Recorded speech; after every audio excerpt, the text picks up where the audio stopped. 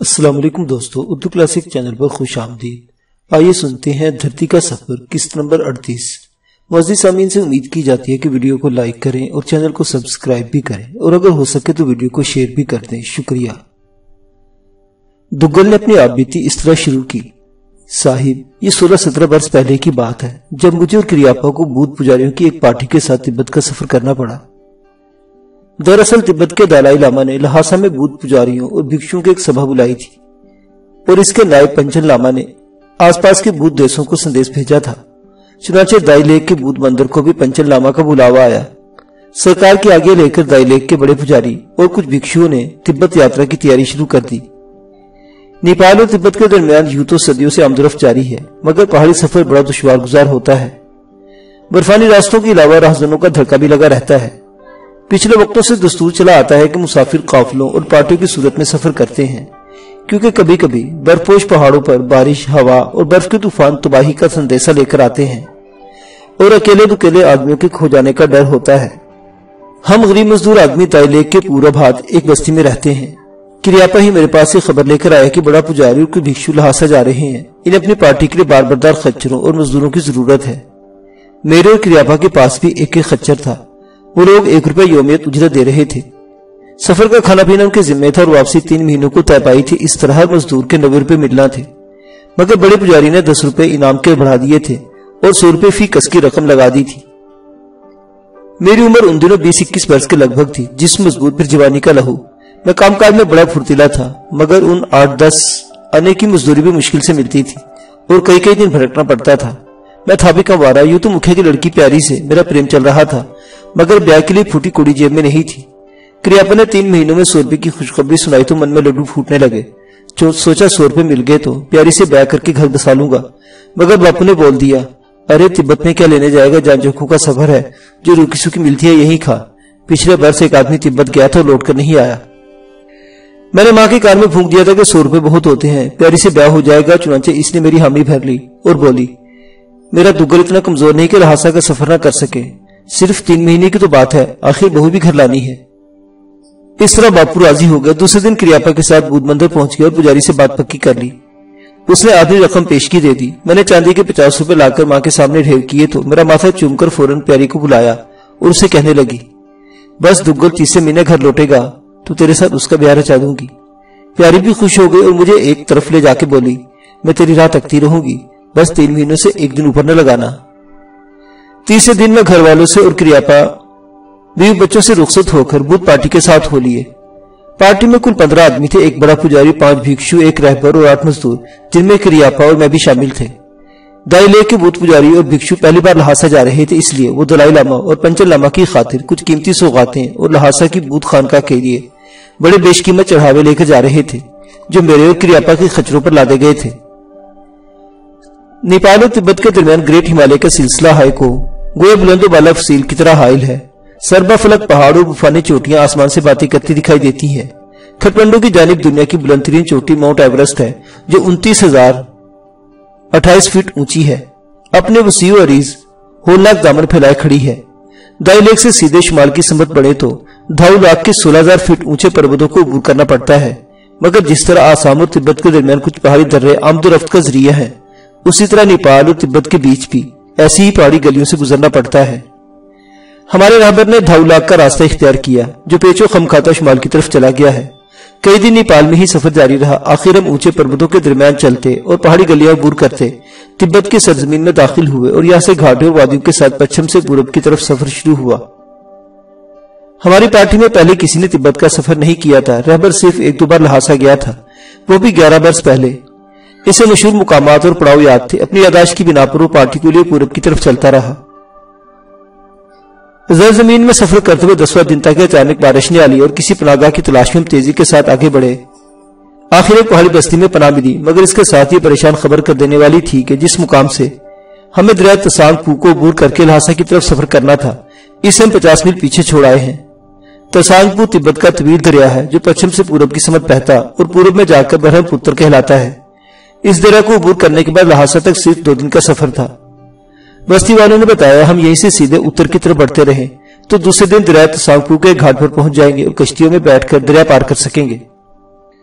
بستی میں رات گزارنے کے بعد سویرے ہم وہیں سے تسانگ پور کی طرف ہو لیے۔ برکت تھم گئی مگر گھنے گھور بادل چھائے ہوئے تھے۔ ہم بادلوں کی چھاؤں میں منزل کی طرف بڑھتے رہے اور دوسرے دن گھاٹ پر پہنچ گئے۔ کشتیوں کے ذریعے دریا پار کر کے دوسرے کنارے اترے اور لہاسا کی طرف ہو لیے، مگر دریا تسانگ سے صرف 7-8 میل آگے بڑھے ہوں گے کہ راہزنوں نے گھیر لیا۔ منگول چہروں میروں کے وہ لوگ گھوڑوں پر سوار اچانک ہی ٹیلوں کی اور سے نکل آئے۔ نقدی اور قیمتی اشیاء سب کچھ چھین لینا چاہتے تھے۔ بڑے پجاری نے لہاسا کی خانقاہ کے چڑھاوے اور دلائی لاما اور پنچل لاما کو دی جانے والی سوغاتیں پیش کرنے سے انکار کر دیا، جس پر اسے موت کے گھاٹ اتار دیا گیا۔ بڑے پجاری کی موت کے بعد ہم سب سہم گئے۔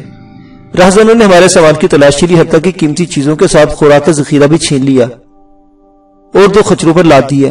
یہ دونوں خچر میرے اور کریاپا کے تھے، جن پر سوغاتیں چڑھاوے لدے ہوئے تھے۔ پھر ہم دونوں کو لیے اپنے آگے چلنے کا حکم دیا۔ انکار کی مجال نہ تھی، میں اور کریاپا اپنے خچر ہانکتے ان کے آگے ہو لیے۔ ہم نہیں جانتے بھوت بھکشوں اور راہبر سمیت دوسرے مزدوروں پر کیا بیتی، مگر اپنی حالت یہ تھی کہ ساری رات اس کے آگے آگے دوڑتے رہے اور ذرا دم لینے کی کوشش کرتے تھے۔ راہزنوں کے چرمی ہنٹر ہمارے جسم کی خبر لیتے۔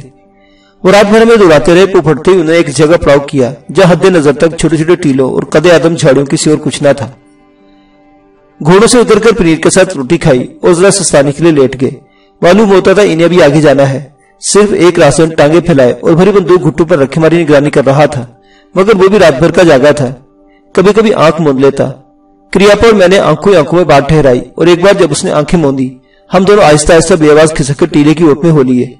پھر بڑی تیزی سے جھاڑو میں چھپتے چھپاتے ایک طرف بھاگے۔ 2-3 فرلاگ دور نکل آئے تو پیچھے سے بندوق کا دھماکہ سنا، مگر رکنے یا چھپنے کے بجائے بکٹٹ بھاگتے چلے گئے۔ خیال تھا شاید راہزن گھوڑوں پر ہمارا پیچھا کریں، مگر کسی نے ہمارا پیچھا نہیں کیا۔ ہم یہ سوچ نہ سکے کہ وہ خود ہم سے چھٹکارا چاہتے ہوں گے، بس پکڑے جانے کے ڈر سے لگاتار بھاگتے رہے۔ آسمان پر گہرے اور کادے بادل چھائے تھے، نہ ہمیں پورے پچھم کا ہوش تھا، نہ یہ خبر تھی کہ کس طرف جا رہے ہیں۔ بس ایک ہی دھن سمائی تھی کہ راہزنوں سے جتنی دور جا سکے چلتے جائیں۔ بھاگتے بھاگتے دم ٹوٹنے لگا تو ایک جگہ رکے اور چاروں شانے چت لیٹ گئے۔ سانس درست ہوئی تو بھوک اور پیاس کے مارے پیٹ میں اینٹھن ہونے لگی۔ پانی کی تلاش میں بھٹکتے رہے۔ شام کے قریب ایک ندی ملی اور خوب سیر ہو کر ٹھنڈا پانی پیا، مگر کھانے کو کچھ نہ مل سکا۔ ایک جگہ بھوکے ہی لیٹ گئے اور تھکن سے چور سو گئے۔ سویرے اٹھ کر پھر ندی کا پانی پیا اور بادلوں کے سائے میں کوئی بستی ڈھونڈنے لگے۔ ندی کے اس پار ایک پہاڑی کے دامن میں درختوں کے جمکٹے دیکھ کر خیال آیا شاید آس پاس کوئی بستی ہو۔ چنانچہ ندی پار کر کے جو زیادہ گہری نہیں تھی ادھر ہو لیے، مگر دور نزدیک کہیں آبادی کے آثار نہ تھے۔ پہاڑی کے دامن میں درختوں کے جھنڈ ایک چھوٹے سے جنگل کا نقشہ پیش کرتے تھے۔ اس جنگل میں کوئی پھل تو نہیں مل سکا، البتہ ایک خرگوش ضرور مل گیا جسے ہم دونوں نے پتھر مار کے شکار کیا۔ میری جیب میں ایک چھوٹا سا چاقو تھا، وہ کام آیا۔ ایک دیا سلائی بھی تھی جسے آگ جلائی اور خرگوش کا گوشت بھون کر پیٹ کی آگ بجھائی۔ ہم پھر سفر کے قابل ہو گئے، مگر یہ نہیں جانتے تھے کہ کدھر جائیں۔ ہمیں کسی بستی کسی آدمی کی تلاش تھی جس سے پوچھ سکتے ہم کہاں بھٹک رہے ہیں اور لہاسا کتنی دور ہے۔ اسی کوشش میں پھر ایک طرف چل پڑے، مگر شام تک نہ کوئی بستی نظر آئی، نہ کوئی آدمی دکھائی دیا۔ دن بھر اسی طرح بھٹکتے اور سفر کرتے رہے۔ یا تو اس علاقے میں کوئی آبادی نہیں تھی، یا پھر ہم راستوں سے ناواقف ہونے کے باعث کسی بستی سے دور گزر جاتے تھے۔ اصل بات یہ تھی کہ ہمارے پاؤں میں قسمت کا چکر تھا۔ باپو کا کہاں مان لیتا تو تبت کا سفر ہی نہ کرتا۔ یہ سفر میرے اور کریاپا کے لیے مصیبت بن گیا۔ ہمارے خچر ہاتھ سے جاتے رہے اور اب یہ نہیں جانتے تھے کہ اپنے دیس واپس کیسے پہنچیں گے۔ بے خبری اور افراتفری میں ہم شمال کی طرف سفر کرتے رہے اور لہاسا سے دور اور دور ہوتے چلے گئے، بلکہ ایسے علاقے میں پہنچ گئے جہاں ویسے ہی کوسوں تک کسی آبادی کا نام و نشان نہ تھا۔ سوچے ہمیں بھٹکائے پھرتی رہی اور ہم یہ سوچ کر چلتے رہے کہ کہیں تو کوئی قصبہ، کوئی بستی، کوئی راستہ ہوگا۔ اس بات سے بے خبر تھے کہ بے راستوں کے سفر کبھی ختم نہیں ہوتے اور بری لیک ہمیں کسی اور طرف لے جا رہے ہیں۔ کئی دنوں بعد ایک پہاڑی ویرانے میں پہنچ کر جس سے پرے ایک ریگستان نظر آ رہا تھا، ہمیں حیرت کی انتہا نہ رہی۔ اب ہم منظر کی اس تبدیلی پر حیران ہو رہے تھے کہ دور ویرانے کی پٹی پر جہاں سے ریگزار شروع ہوتا تھا ایک سایہ سا گزرتے دیکھا۔ پہلے تو خیال آیا کہ کوئی آدمی ہے اور شاید قریب کوئی بستی ہو، مگر اس کی دوسری جھلک نظر آئی تو بدن کے رونگٹے کھڑے ہو گئے۔ وہ آدمی نہیں بلکہ ایک بہت بڑا بن مانس تھا۔ ہم نے فوراً رخ بدلا اور پورب کی طرف بھاگے۔ ادھر کئی میل دور ایک چٹان کسی اونٹ یا زرافہ کی طرح لمبی گردن نکالے جیسے آکاش کے سینے میں جھانک رہی تھی۔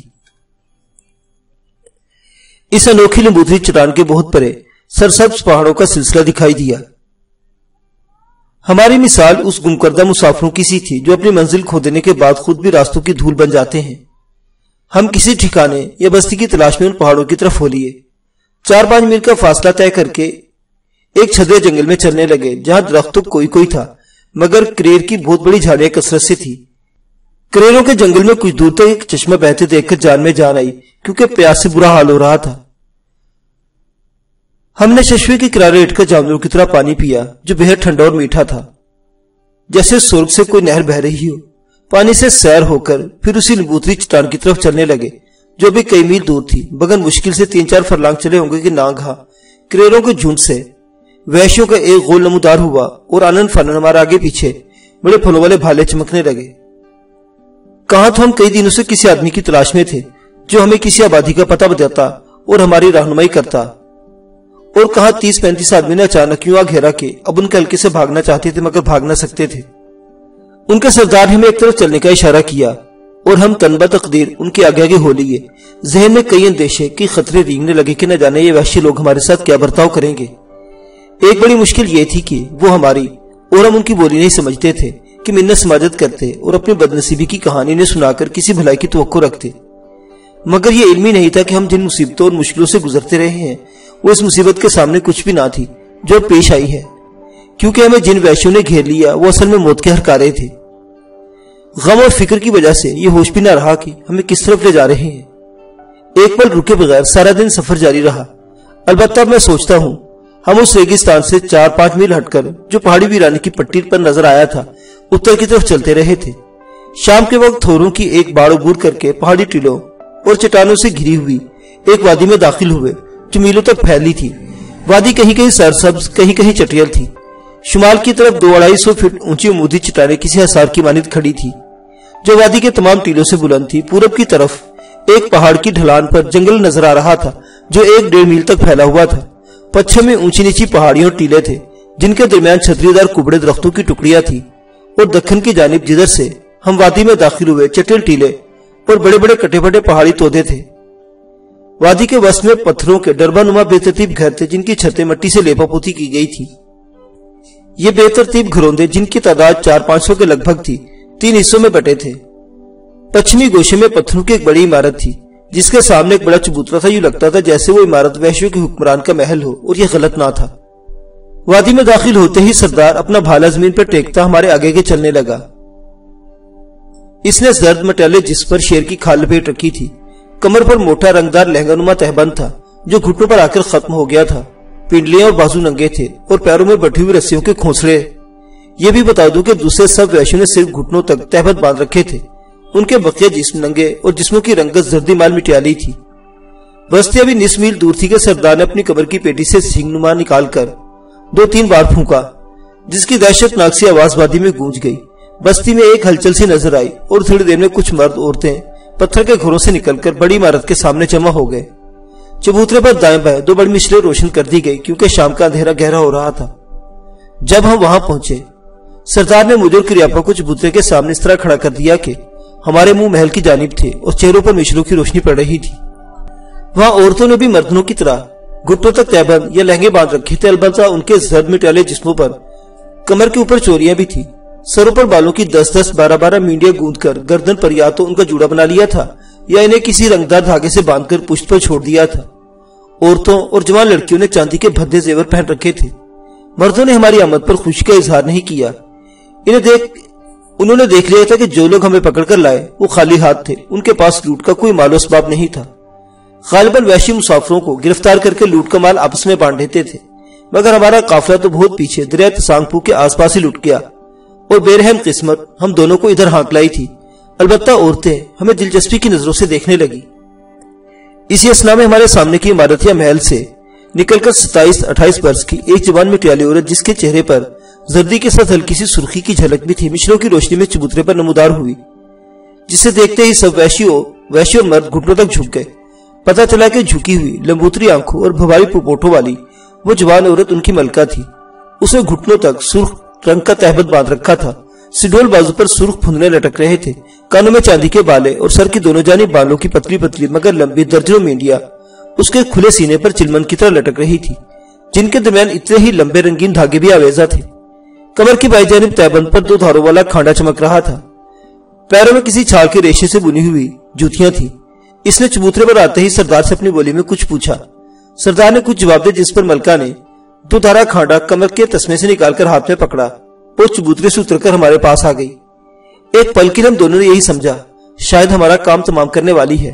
کریاپا نے گھبرا کر اپنے بیوی بچوں کی دہائی اور رحم کی بھیک مانگی۔ سردار نے اپنی خوفناک آواز بھی اسے جھڑک دیا، مگر ملکہ نے اشارے سے پوچھا کہ وہ کیا کہتا ہے۔ کریاپا نے بھی اشاروں میں اپنے بیوی بچوں کا ذکر کیا اور اپنی بات کس حد تک سمجھانے میں کامیاب رہا۔ ملکہ، جس کا نام مجھے بعد میں معلوم ہوا کہ تموچا تھا، یک لخت میری طرف مڑی اور اپنی لمبی لمبی آنکھوں سے گھورنے لگی۔ پھر اس نے سر کے اشارے سے پوچھا اور غالباً یہی پوچھا کہ میں بھی بیوی بچوں والا ہوں۔ میں نے نفی میں سر ہلایا۔ کریاپا اسے میری طرف سے سمجھانے لگا کہ میں ابھی کنوارا ہوں۔ تموچا کے رویے میں فوراً تبدیلی ہوئی اور اس نے کریاپا کی طرف کھانڈا لہرا کر سردار کو کوئی حکم دیا۔ اسی وقت سردار اسے 5-6 وحشیوں کے گھیرے میں لے کر ایک طرف چل پڑا۔ کریاپا کا ویویلا مجھے سنائی دے رہا تھا، مگر ہم ایک دوسرے کی مدد نہیں کر سکتے تھے۔ پھر ملکہ نے ان وحشیوں سے جو میری نگرانی کر رہے تھے کچھ کہا اور پلٹ کر چبوترے پر ہو لی اور اپنے محل میں واپس چلی گئی۔ اس کے جاتے ہی وحشی مجھے بھالوں سے ہانکتے ایک طرف لے جانے لگے۔ غالباً چاند کی 7ویں یا 8ویں رات تھی، مگر آسمان پر کہیں کہیں گہرے ہلکے بادل چھائے تھے، اس لیے کبھی چاندنی کا مدھم سا اجالا ہو جاتا اور کبھی اندھیرا پھیل جاتا۔ اسی اجالے اندھیرے میں چلتے وحشی مجھے بستی سے 1.5 فرلانگ دور ایک ٹیلے کے پاس لے گئے، جہاں ایک غار کا دھانا دیکھ کر خیال آیا شاید یہاں میری گردن مارنے یا مجھے قید کرنے لائے ہیں۔ اندر داخل ہوئے تو کچھ اور ہی نقشہ نظر آیا۔ دراصل وہ ایک لمبی کھو سی تھی جس کے آخری سرے پر مدھم سا دیا ٹمٹما رہا تھا۔ اس کی روشنی میں 80-90 سال کا ایک بوڑھا، جس کے سر اور داڑھی کے بال سفید ہو رہے تھے اور چہرے پر جھریوں کی لکیریں پڑ رہی تھی، گھٹنوں تک تہبند باندھے بچھونے پر تنہا بیٹھا جیسے پوجا پاٹ کر رہا تھا۔ چاروں وحشی اس کے سامنے جھک گئے۔ میں سمجھ گیا بوڑھا وحشیوں کا پروہت یا پیشوا ہے۔ ایک وحشی نے بوڑھے سے کچھ کہا۔ اس نے مجھے غور سے دیکھا، ہاتھ بڑھا کر ایک تاکچنوا پتھریلے سوراخ سے چاندی کا پاسا نکالا، اسے ایک چھوٹی سی ڈیوا میں نکال کر ہلایا، پھر پاسا پھینکا اور اسے دیکھ کر مجھے بیٹھنے کا اشارہ کیا۔ میں بوڑھے کے سامنے بیٹھ گیا تو اس سے میری دائیں کلائی میں سرخ رنگ کا ایک موٹا دھاگا باندھ دیا، جسے میں اپنی گرفتاری کا اشارہ سمجھا۔ اس عجیب و غریب کاروائی کے بعد وحشی نے مجھے اٹھایا اور اس کھو سے نکال کر واپس چل پڑے۔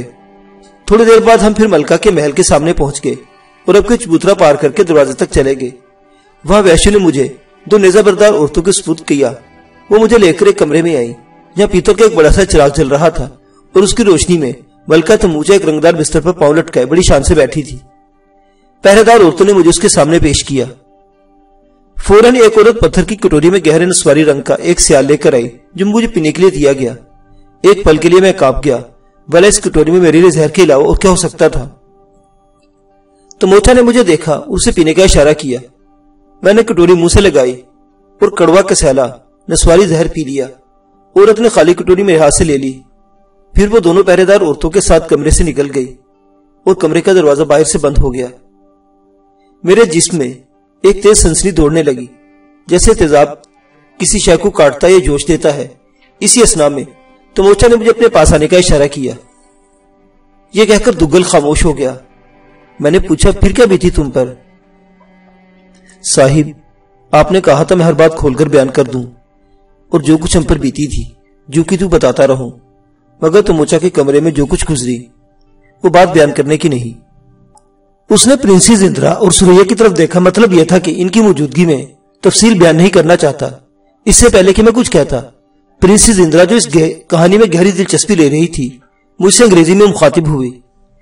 میرے خیال میں یہ کوئی جنسی معاملہ ہے۔ ہاں، میں بھی یہی سوچ رہا ہوں۔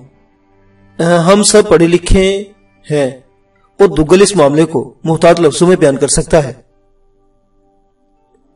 میں نے دگل سے کہا، ملکہ کے کمرے میں جو کچھ گزری تم اسے احتیاط کے ساتھ بیان کر سکتے ہو۔ دراصل ہم زرد وحشوں کے بارے میں ہر قسم کی معلومات حاصل کرنا چاہتے ہیں۔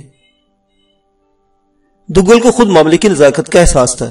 کچھ سوچ کر وہ بڑے نپے تلے اور محتاط لفظوں میں بتانے لگا، صاحب، ملکہ کے حکم پر میں اس کے پاس گیا کیونکہ مجھے جو چیز پلائی گئی وہ زہر نہیں بلکہ ایسی دوا تھی جو حوصلہ، طاقت اور اشتعال پیدا کرتی ہے۔ اس وقت میں نے تموچا کے ہونٹوں پر مسکراہٹ دیکھی اور یہ سوچ کر اگر وہ مہربان ہوگی تو شاید رہائی حاصل کر سکوں، میں اس کے ہر حکم کی تعمیل کرنے لگا اور 22-23 راتیں تعمیل کرتا رہا۔ میرے ساتھ اس کا برتاؤ اچھا تھا، اپنی پسندیدگی کا اظہار بھی کرتی تھی، मगर नए चांद की पहली तारीख को उसने सरदार को तलब किया और मुझे उसके हवाले कर दिया। न तमोचा ने कुछ कहा, न सरदार ने कुछ पूछा, और 5-6 वैश्यों की निगरानी में मुझे उन ऊंची अमूदी चट्टानों की तरफ हाँकने लगा जो बस्ती के शुमाल मशरिक में किसी हजार की तरह खड़ी थी। बस्ती से उनका फासला 1 मील से कम ना था। कुछ ऊंचे नीचे टीले बिल्कुल उनके साथ जुड़े हुए थे। बड़े बस्ती टीले के पास रुककर जहां एक सुरंग का दहाना था, सरदार ने मुझे अंदर जाने का इशारा किया। वैश्य भी मेरे साथ ही दाखिल हुए। दहाना अगरचे कद आदम था, मगर सुरंग अंदर से 15-16 फीट चौड़ी, इतनी ही ऊंची और 25-26 फीट लंबी थी। जहां वो खत्म हुई थी वहां एक दहाना अमूदी चट्टानों के हिसार में खुलता था, जिसे एक भारी लंबूतरी सिलनुमा चट्टान से बंद कर दिया गया था। वो चट्टान फर्श की गहरी, लंबी और तंग दरार में फंसाई गई थी और उसके मुंह के आगे दरार में एक भारी पत्थर रोक के तौर पर रखा गया था। वहां पहुंचकर सरदार के भाले का चौड़ा फल मेरी कमर से आ लगा और सब वैशी अपने भाले एक तरफ रखकर दरार से रोक का पत्थर हटाने लगे। भारी पत्थर सुरंग में उल्टाकर उन्होंने लंबूतरी चट्टान को उसी रुख दरार में धकेला जो घर घर की आवाज में थोड़ी सी सिरकी और सुरंग की दीवार में 2 फीट चौड़ी और करीबन 8 फीट लंबी रोशन झरी नमदार हुई, जिससे हिसार के अंदर का कुछ हिस्सा नजर आने लगा। मैं ये सब कुछ हैरत और खौफ से देख रहा था और अभी सोच रहा था कि न जाने ये वैशी मुझे कहां ले जाएंगे। अचानक सरदार ने बड़ी बेरहमी के साथ मुझे इस झरी में धकेल दिया और मैं 4-5 फीट गहरी जमीन पर गिरा। उसी मुख्तसर लम्हे में जब अभी इस अवतार से संभल नहीं पाया था, लंबूती चट्टान के वापस खिसने की मुहिब चक्की के 2 पार्टों की तरह घिरघिराई। सुरंग की झरी फिर बंद हो गई और चट्टान के आगे दरार में रोक का पत्थर दोबारा रख दिया गया था। मैं पथरीली जमीन से उठा तो क्या देखता हूं, 200-250 फुट ऊंची सीधी चट्टानों के हिसार में बंद कर दिया गया हूं। वो खौफनाक और हजीम हिसार या कुदरती बंदी घर 4-5 फरलांग के घेरे में था और वहां से बाहर निकलने का कोई रास्ता बजीज उस झरीनुमा दरवाजे की नहीं था जिसे मैं यहां से धकेल दिया गया था। ऐसे अजीब और मुहिब बंदीगर को देखकर मुझे होल आने लगा था। यह था भयानक सिला उन 22-23 रंगीन रातों का जो मैंने तमोचा के साथ गुजारी थी। मैं इस होलनाक बंदीगर या कैद तन्हाई में दिन के वक्त फेंका गया था, लेकिन अभी वही सूरत-हाल पर हैरान हो रहा था कि न जाने कहां से क्रियापा निकल आया और मेरी तरफ भागा। आवाज सुनकर मैं भी उसकी जानिब लपका और उस लाते दरवाजे से जो मेरे पीछे बंद हो गया था कोई 50-60 कदम दूर मैं और क्रियापा एक दूसरे से गले मिले। वो मुझसे लिपट कर बेख्तियार रोने लगा, मगर मुझे इस बात पर कुछ दिलासा हुआ कि वैश्य ने उसे कत्ल नहीं किया और हम दोनों बदनसीब इस होलनाक बंदी घर में फिर एक दूसरे से मिल गए हैं। मुसीबत के समय साथी का बड़ा हौसला होता है। मुझे भी क्रियापा से मिलकर कुछ हौसला हुआ और अब मैं सोचने लगा शायद भगवान को हमारा जीवन मंजूर है और वो मौत की ऊंची दीवारी से ऊंची 4 दीवारी से हमारे निकलने की कोई तरकीब पैदा कर देगा। संसार में हर आदमी किसी न किसी धोखे और फरेब का शिकार होता है या फिर मुश्किल वक्त में झूठे सहारे ढूंढता है कि शायद यूं हो जाए, मगर हकीकत कभी कभी बड़ी खौफनाक शक्ल में जाहिर होती है और सब ख्याली सहारे कांच की तरह टूट फूट जाते हैं। किरापा ने अचानक ही इंकिशाफ करके मुझे दहला दिया कि इस होलनाक बंदी घर में हमारी तरह 5 और बदकिस्मत कैदी भी अपनी मौत की घड़ियां गिन रहे हैं, क्योंकि जर्द वैशी जिन भोले भटके मुसाफिरों को पकड़कर लाते और अपना बंदी बनाते हैं, इन्हें आदमखोर देवता की भेंट चढ़ाते हैं। वो इस बंदी घर में उसी समय तक जीते हैं जब तक वैश्यों का कोई त्योहार नहीं आ जाता, क्योंकि देवता को आदमियों की भेंट किसी न किसी त्योहार पर दी जाती है। ये लर्ज़ाखेज़ बातें सुनकर मेरे पांव तले जमीन निकल गई और मैं उसके रोने का मतलब भी समझ गया। चंद घड़ियां पहले क्रियापा मेरे साथ लिपटकर जो बेख्तियार रो दिया था, तो असल में अपनी और मेरी मौत पर रोया था जो देवता के भेंट की सूरत में आने वाली थी। अब मुझे यूं लगा कि हम अपना जीवन और उसकी उम्मीदें बहुत पीछे छोड़ आए हैं और ऊंची सीधी चट्टानों के इस भयानक बंदी घर में सिर्फ अपनी मौत की घड़ियां गिन सकते हैं। शायद क्रियापा इस गम में बहुत कमजोर और दुबला पतला हो गया था, मगर उसने खौफनाक इंकिशाफ किया कि यहां हर कैदी को कुछ जड़ें दी जाती हैं जिन्हें वो कूटकर आटे की तरह बारीक करता और उन्हीं की रोटी पकाकर खाता है, और वो जड़ें इतनी कम होती हैं कि आदमी का पेट नहीं भरता। अपनी इस विपदा का हाल सुनाकर मेरे बारे में पूछा कि मैं इतने दिन कहां रहा हूं। फिर खुद ही बोला, तुम कैद में नहीं रहे, ना तुम्हें कोई सजा दी गई, क्योंकि तुम्हारे जिस्म पर अजियत और तकलीफ का कोई निशान नहीं। मैंने बता दिया कि मैं मलका तमूचा का मेहमान रहा हूं और मेरी रातें इसके कमरे में गुजरी हैं। ये सुनते ही क्रियापा के मुंह से खौफ की एक चीख निकल गई और डरी डरी नजरों से मुझे देखता रहा। फिर बताने लगा, दूसरे कैदी देवता के भेंट कर दिए जाते हैं, मगर वो कंवारे جو تم اوچھا کے مہمان رہے ہو دیوتا پر بھیٹ نہیں کیے جاتے، ان کا کیا ہوتا ہے؟ انہیں اسی بندی گھر میں ایڑیاں رگڑ رگڑ کر مرنے کے لیے چھوڑ دیا جاتا ہے۔ یہ بات دیوتا کی قربانی سے زیادہ وحشتناک اور ڈراؤنی تھی۔ پھانسی، قتل یا قربانی کی صورت میں آدمی ایک ہی بار سارے دکھوں سے چھٹکارا پا لیتا ہے، مگر ایک ایسے بندی گھر میں جس کی اونچی اونچی فلک بوز دیواروں سے آسمان کی تھگلی کے سوا اور کچھ دکھائی نہیں دیتا، عمر قید کا عذاب بھگتنا، کسی دیوانے کی طرح تنہا رہنا، جیون بھر جڑے کوٹ کوٹ کے کھانا، اکیلے چیخنا، اکیلے رونا، صرف مرنے کے لیے جینا، اور ایک دن ایڑیاں رگڑ رگڑ کے مر جانا ہر قسم کی موت سے زیادہ تکلیف دہ اور اذیت ناک تھا۔ اس کا مطلب یہ تھا کہ اگر کریاپا کو قربانی کی موت کا خطرہ تھا تو میں زندگی کے عذاب میں، زندگی کے بدترین عذاب میں مبتلا ہونے والا تھا۔ میرے ہونٹوں پر میری آواز کانپ گئی۔ تمہیں یہ بات کس نے بتائی؟ دگل یہاں ایک آسامی کنوارا 2 سال سے یہی دکھ بھوگ رہا ہے، بسوا ہے اس کا نام، مجھے اس کے پاس لے چلو۔ کریاپا میرے ساتھ چل پڑا۔ ان بلند و بالا عمودی چٹانوں کے اندر جو 4-5 فرلانگ کے رقبہ کو چاروں طرف سے اونچی اونچی ناقابل عبور فصیلوں کی طرح گھیرے کھڑی تھی، کچھ غار، کھڈ اور گڑھے تھے۔ قیدی انہی غاروں، کھڈوں اور گڑھوں میں رہتے تھے۔ بسوا کا غار 1 فرلانگ کے فاصلے پر شمال کی سمت تھا۔ ہماری طرح وہ بھی بودھ دھرم کا ماننے والا تھا۔ 2 برس پہلے تبت یاترا کے لیے نکلا اور زرد ویشوں کے ہاتھ آ گیا۔ ٹوٹی پوٹی ہندی اردو جانتا اور 2 برس میں ویشوں کی کچھ بولی سیکھ گیا تھا، جس کے بارے میں اس نے بتایا کہ وہ نہ تبتی ہے نہ چینی، بلکہ بہت ہی قدیم زمانے کی کوئی قبائلی بولی لگتی ہے۔ معزز سامعین حضرات، دھرتی کا سفر ابھی جاری ہے۔ بسوا کی کہانی اگلی قسط میں پیش کی جائے گی۔ دیکھتے رہیے اردو کلاسک۔ اللہ حافظ۔